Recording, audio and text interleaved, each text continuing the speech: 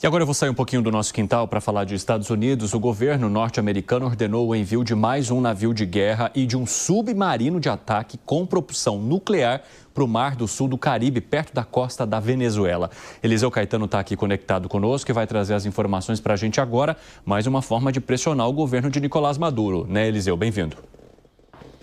Pelo menos é o que os analistas por aqui dizem, viu, Evandro? Muito boa tarde para você, para os nossos colegas debatedores e, claro, para todo mundo que acompanha o 3 em 1 aqui na Jovem Pan. Esse é um importante reforço naval lá no Mar do Caribe, viu? O governo dos Estados Unidos intensificou hoje a presença militar lá no Mar do Caribe nessa operação contra os cartéis de drogas classificados por Washington como organizações terroristas transnacionais. Na primeira leva, conforme a gente tem acompanhado aqui no jornal, 3 destroyers Aegis já haviam sido enviados e se encontram neste momento em águas internacionais muito próximos à costa da Venezuela. Agora, daqui a pouquinho, daqui a algumas horas, vão chegar reforços anfíbios e em seguida chegam mais 3 navios de grandes portes, viu? Esses navios que estão indo para lá com esses anfíbios vão servir para apoiar a operação, que já conta com cerca de 4.500 militares, dos quais 2.200 são fuzileiros navais prontos para operações de desembarque, de acordo com informações que vêm de Washington. Além disso, essa força por lá recebeu um cruzador de mísseis guiados e também de um submarino de ataque, elevando significativamente o poder naval norte-americano naquela região. Esse já é o maior deslocamento de meios navais americanos para o Caribe, Evandro, em anos, sinalizando, como você disse, não apenas o combate ao narcotráfico, motivo que levou esse aparato militar americano para essa região da América Latina, mas também, de acordo com os analistas políticos por aqui, pressão política e pressão estratégica sobre o regime de Nicolás Maduro. Evandro. Ô Eliseu Caetano, eu quero falar um pouquinho de Federal Reserve, o Banco Central lá dos Estados Unidos. O Trump demitiu por justa causa a economista Lisa Cook. Mas Lisa diz que não vai renunciar ao cargo porque ele não poderia fazer isso. Não tem motivos para demiti-la por justa causa. Conta essa história, mais uma confusão por aí, hein, meu amigo? Mais uma confusão, mais uma polêmica à vista e mais um caso envolvendo Donald Trump que vai saber parar aonde, Evandro? Na justiça, viu? Tudo porque Lisa Cook prometeu que não vai recuar, inclusive já contratou assessoria jurídica para auxiliá-la nessa batalha que vai para os tribunais. Donald Trump agora, cerca de 30 segundos, 1 minuto atrás, deu entrevista a uma rede de TV norte-americana e garantiu que do lado dele também nada muda. Lisa Cook está demitida como diretora dos governadores do Fed, o equivalente ao Banco Central aí no Brasil. Sobre ela pesam algumas declarações dadas por Trump como motivo para essa demissão, que seriam ali a declaração de 2 residências principais para obter condições melhores de hipoteca. Esse anúncio da demissão e com esse motivo foi feito publicamente pelo presidente Donald Trump ontem, através de suas redes sociais, como já está de praxe acontecer. Em seguida, ela recebeu a carta formal de demissão e aí a batalha na retórica começou não apenas na internet, mas também nos veículos de comunicação e agora pode chegar aos tribunais, viu? Lisa Cook, ela é economista, é a primeira mulher negra no board do Fed. Ela negou todas as acusações que estão sendo feitas pelo presidente Donald Trump e afirmou que o presidente não tem poder para destituí-la, não dessa forma, não de forma sumária. Vale lembrar que, pela legislação americana, um diretor do Fed só pode ser removido por justa causa, algo que, segundo os analistas políticos por aqui, ouvidos pela imprensa americana, pressupõe ali de um processo formal que permita a defesa e também, obviamente, apresentações de provas, o que, Evandro, não ocorreu até aqui. Cook, então, o reforço, disse que não vai renunciar, já contratou assessoria jurídica. Donald Trump disse que a Casa Branca vai até o fim e a disputa, portanto, vai à justiça já nos próximos dias, nos tribunais federais lá na capital americana, em Washington, e com possibilidade até de chegar à Suprema Corte do país. Segundo constitucionalistas aqui e fontes consultadas por veículos nacionais, esse é um momento, é um lugar sem precedentes entre o Executivo e o Banco Central dos Estados Unidos, que, por desenho institucional, opera com independência para decidir juros e política monetária. Ninguém melhor do que o nosso nosso Alan Gani para falar como os mercados reagiram. Mas o dólar caiu, foi uma confusão danada. E a gente vai seguir daqui, Evandro, acompanhando essas e outras notícias importantes dessa terça-feira ao longo da programação da Jovem Pan. Eu volto com você no estúdio. Valeu, my friend. Um abraço para você. Alan Gani, você concorda com essa interferência de Trump em relação a Lisa Cook? Não concordo. Por quê? Muitos economistas lá nos Estados Unidos não concordam com isso, porque o Fed, né, e os membros do Fed, eles têm independência. Não é assim que você demite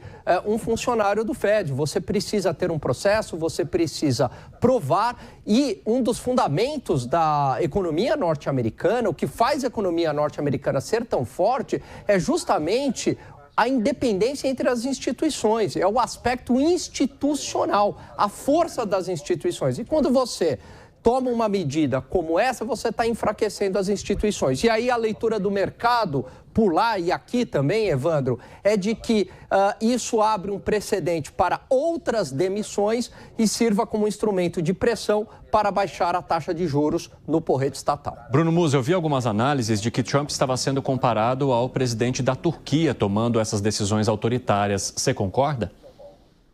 Vamos lá, nesse ponto eu entendo toda uma estratégia dele, como eu já venho falando aqui, mas eu discordo totalmente disso, tá? Você trouxe um ponto importante da Turquia e vale talvez enfatizar um pouco. Durante a pandemia, a Turquia, o presidente da Turquia, o autocrata Erdogan, mandou embora 3 presidentes de Banco Central, porque os 3 presidentes queriam subir a taxa de juros, o Erdogan queria que mantivesse a taxa de juros baixa, e o que acabou fazendo foi que ele demitiu esses 3.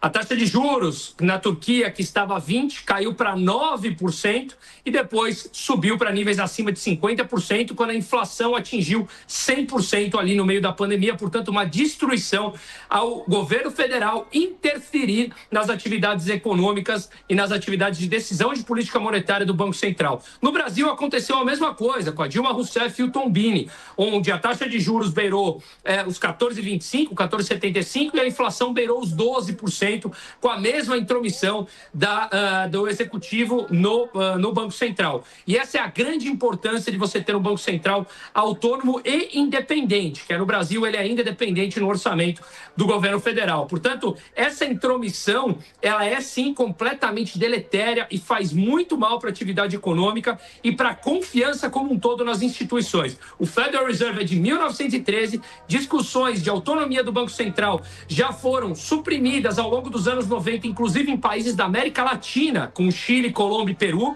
e nos Estados Unidos de muitas e muitas décadas. Portanto, isso é sim algo extremamente negativo e essa intromissão não pode ser feita. Ô, Fábio Piperno, onde você imagina que Donald Trump queira chegar com todas essas medidas e decisões que ele vem tomando? Evandro, ele é um autocrata. Ele é um autocrata ainda, de certa forma, coibido ou pelo menos pressionado pela força das instituições, mas ele luta para corroer essas instituições. Imagina, veja, nós passamos grande parte dos últimos 2 anos aqui, nesse programa mesmo, discutindo, debatendo e criticando, por exemplo, os comentários que o presidente Lula fazia sobre o presidente do Banco Central, Roberto Campos Neto, quando ele dizia, aquele rapaz. Então, quando o Lula chamava o Roberto Campos Neto de aquele rapaz, nossa, ele provocava praticamente um motim na Faria Lima e no mercado financeiro. Imagina se o Lula se atreve, em algum momento, a trocar na marra um diretor do Banco Central. E, aliás, Trump, inclusive, ele busca substituir até mesmo Jerome Powell, o presidente do Fed. Então, vejam, olha a proporção que as coisas estão chegando. As pessoas pensam que é só o Eduardo Bolsonaro criticar o governo, está no direito político dele, ou então o Trump toma lá uma atitude usando a lei Magnitsky para supostamente proteger alguma empresa americana. Não, isso é algo muito mais amplo. É exatamente a adoção de políticas coercitivas para colocar em marcha uma espécie de um neomacartismo. Isso aconteceu nos Estados Unidos na década de 50, daqui a pouco ele está criando de novo comitê de atividades anti-americanas para exatamente investigar inimigos do regime. E, aliás, por exemplo, agora não vão conseguir, até mesmo quem tem visto e faz, por exemplo, manifestações em favor da Palestina, já pode ter seu visto cassado. Olha o nível de olha o nível de ataque contra o qual a democracia americana tem que lutar agora. Vejam, outro dia ele mudou procuradores que eles eram hostis, procuradores que faziam investigações que lhe causavam incômodo. Então, ele tenta remover na marra todo e qualquer adversário político que ele encontra pela frente. Zé Maria Trindade, eu quero ouvir tua análise, só lembrando que às 5 horas da tarde a gente precisa fazer aquela pausa para receber o pessoal da rádio que se junta às nossas plataformas. Vai lá, meu amigo. Pois eu sempre gosto de lembrar que a situação dos Estados Unidos não estava boa. Todo o encaminhamento seria da China assumir aí a liderança mundial, tanto na economia como na política, nas relações. Eu conversava aqui com embaixadores e tal, e muitos já diziam, na economia a China já está superior. Então, naquele momento, eu entendi que o Donald Trump tinha que sacudir os Estados Unidos e dar um basta. A população norte-americana concordava com isso, porque tudo isso aí, esta autonomia que Lula chama de imperador e outros chamam de imperador, ele diz autonomia do presidente norte-americano, isso foi discutido na campanha eleitoral. O Trump nunca foi com pele de cordeiro, um lobo com pele de cordeiro, ele sempre fez esse discurso. Só que ele está indo um pouco longe demais ao ultrapassar leis que são da economia, que não podem ser revogadas com decisão presidencial, né? Então, é isso que está acontecendo. Ele está ultrapassando e a economia tem fundamentos. E esses fundamentos estão sendo desobedecidos. Isso tem um custo, e o custo é alto mesmo. Agora, Alan Gani, existe a questão relacionada também à Venezuela, além dessa decisão do Federal Reserve, o envio de mais um navio próximo da costa da Venezuela para pressionar Nicolás Maduro. Você acha que essa pressão pode funcionar da maneira como Donald Trump espera? Acredito que não, e eu também não acredito numa invasão, acho muito improvável dos Estados Unidos na Venezuela. No mundo idealizado, as pessoas acreditam que uma invasão norte-americana é muito simples, porque, afinal de contas, o poder bélico dos Estados Unidos é muito maior do que o poder da Venezuela. Não é bem assim no mundo real. Vamos lembrar que a invasão do Iraque não foi trivial, demorou muito tempo, teve mobilização de tropas, 6 meses de tropas, né, para enviar ali para o Oriente Médio. Você tem que chamar reservistas. Os Estados Unidos já estão numa outra frente, Evandro, ali na Ucrânia, né, numa guerra por procuração. Então, não é tão trivial. O Vietnã também, um país pequeno, pobre, os Estados Unidos perdeu. Não é trivial. Pois é, né? Tem toda essa situação relacionada, então, à Venezuela. Nos últimos tempos, o governo norte-americano tem intensificado as tratativas contra Nicolás Maduro. Essas tratativas aparecem em relação à recompensa por Nicolás Maduro e recompensas em milhões de dólares que foram aumentando conforme esses anúncios foram sendo divulgados, e agora a intensificação também do poderio, digamos, bélico de guerra ao redor da Venezuela. O pessoal da rádio está conosco, sejam muito bem-vindos, é muito bom ter vocês por aqui para a gente debater, trazer opinião crítica. Eu sou o Evandro Cini e a gente conversa pela próxima 1 hora. Estamos debatendo aqui as últimas decisões de Donald Trump, entre elas o envio de mais estrutura militar próximo da costa com a Venezuela. Fala, Fábio Piperno. Eu concordo com o Alan, não tem nada banal. Veja, os Estados Unidos e outras forças importantes em 2011 tentaram derrubar o ditador Assad lá da Síria. O Assad caiu outro dia, há poucos meses, depois de 13 anos de conflito, de guerra civil, porque, enfim, da mesma forma que ele era atacado por um lado, ele conseguiu angariar apoios de outros. As coisas não são assim, não é com 4 mil homens que você vai lá e depõe um presidente e está resolvida a parada. Veja, e para que isso? Ele não era o senhor da paz? Não foi essa a promessa de campanha? Ele não ia acabar com todas as guerras na primeira semana de mandato? Eu acho que nos últimos tempos, a escalada da guerra entre Rússia e Ucrânia, o que está acontecendo na faixa de Gaza, o bombardeio no Irã e agora essa possível aventura lá na Venezuela estão mostrando exatamente o contrário. Aliás, para quem, inclusive, já ameaçou anexar o Canadá e, inclusive, incorporar lá, enfim, chama Groenlândia. Eu acho que é muito expansionismo para pouca prática de paz, realmente. Uma das alegações de Donald Trump é que a Venezuela estaria diretamente envolvida no narcotráfico que hoje prejudica os Estados Unidos, com o apoio, inclusive, à chancela de Nicolás Maduro. Continue, Gani. Não, pegando um gancho no que você falou em relação ao narcotráfico. Então, se você, vamos supor, acaba com o narcotráfico na Venezuela, será que você acabou com o tráfico de drogas no mundo inteiro? Então, você vai ter que invadir a América Latina inteira, né? Porque Colômbia, Peru, Bolívia, Brasil. Outro ponto, você tem México, você tem drogas sintéticas hoje, produzidas na Europa, você vai invadir a Europa também. Então é óbvio que isso é algo para uma narrativa que você coloca, estou invadindo a Venezuela por conta do narcotráfico, eu vou acabar com o narcotráfico. Você não acabou com o narcotráfico até hoje no mundo e nem vai acabar com o narcotráfico. A guerra das drogas é praticamente uma guerra perdida. E aí você vai ter que, invadir a América Latina inteira. Você não vai acabar, você tem outros países que são muito mais produtores de cocaína do que a própria Venezuela, Colômbia, Peru e Bolívia. Então, isso é uma justificativa. É claro que isso também desagrada a base do MAGA. Ele foi eleito, o Trump foi eleito prometendo não invasão a outros países, saindo de guerra. Você vai promover mais uma outra guerra e que você vai gastar novamente bilhões, trilhões de dólares. Você já está numa outra frente extremamente desgastada, que é a guerra da Ucrânia.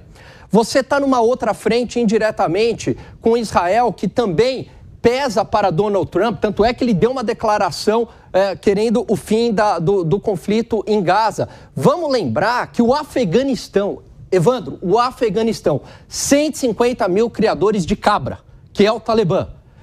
Os Estados Unidos ficaram 20 anos lá para saírem do Afeganistão e deixarem 92 bilhões de dólares em armamento. Não é tão trivial como o pessoal imagina invadir um outro país. E saiu fugido. Não é trivial. Essa ideia, o pessoal tem uma ideia de videogame, de que vai lá, Rambo 2, invadir um outro país, e é tão simples assim.